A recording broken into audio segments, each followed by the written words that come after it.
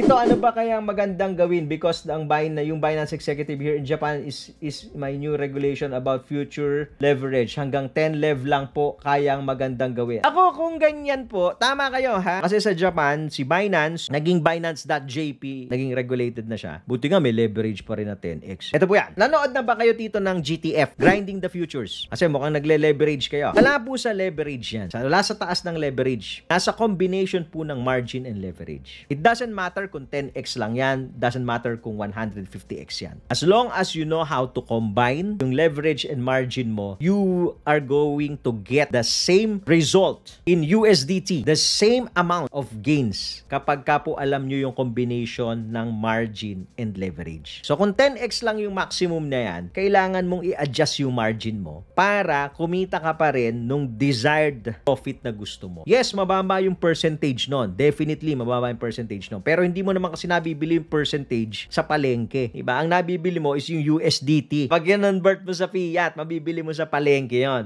Pwede mo i-donate sa Red Cross. So, right combination and margin. Aralin nyo po yan. Nasa Grinding the Futures webinar natin yan. Yun, Tito Moves na naman yan. Follow and like for more updates.